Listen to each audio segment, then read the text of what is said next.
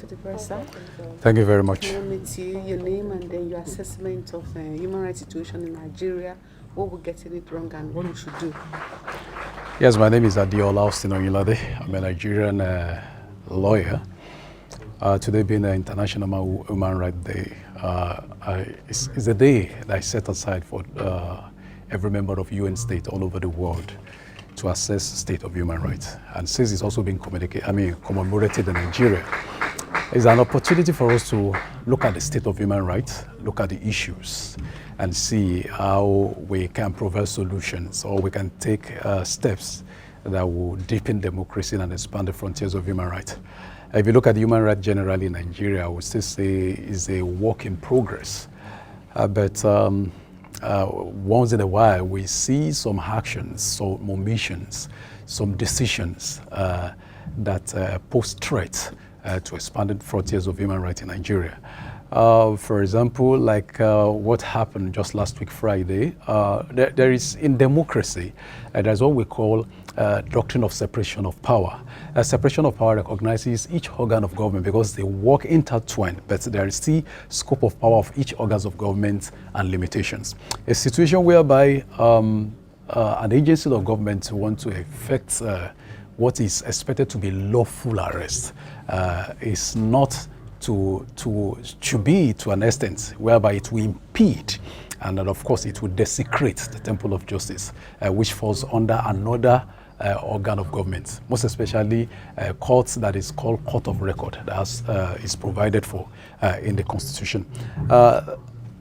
We need to take a quantum jump from where we are, because if you look at the indexes of human rights report all over the world, we still have poor human rights records. And a day like this is for us to sit, analyze, reflect on issues that have been arising, emerging, that is impeding on expanding frontiers of human rights in Nigeria. And of course, to provide solutions onto some of this. This year, so many people are standing up, speaking for human rights. But some of us are also looking that while attention is largely focused on the federal government because they control agencies that's mostly fingered as violators of human rights. But of course, states too also have roles as in second tiers of governments in expanding frontiers of human rights. States, people are mostly affected at the state level because, for example, people will come with the concept of urban renewal.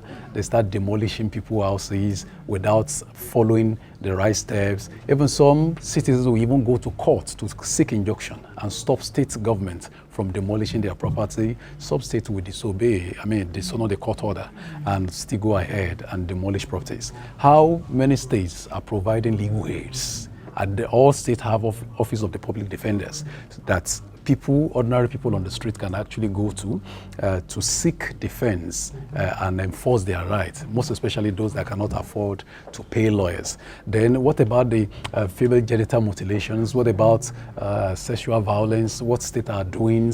For example, there are some number of states that have taken it up, prosecuting sexual violence offenders, and even have registers to name and shame those that the perpetrators. This in order to at least to deter others who may want to engage in some of all these social vices that are also criminal in nature. So we all have roles to play, and of course the lawlessness and the recklessness of that we are used to.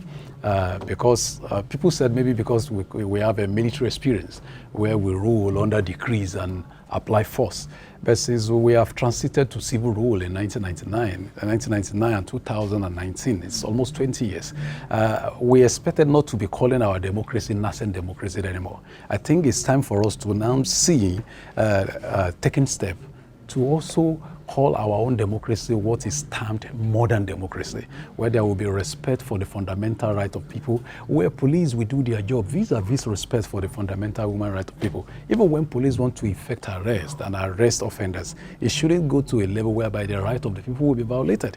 And for stakeholders, for government, for our leaders to respect court orders, court is meant to be the last stop for ordinary man on the street. That's where the hope of everybody is. So it's expected that when court makes pronouncement, then it should be obeyed. But if we continue, like I said, that there will always be, there is nothing like a slightly pregnant woman. It will just make us or project us as a country that is crawling or merry-go-rounding on the same spot. And if we want to provide a leadership for Africa, we need to get it right, most especially in the area of good governance vis-a-vis respect for human rights. So you're happy.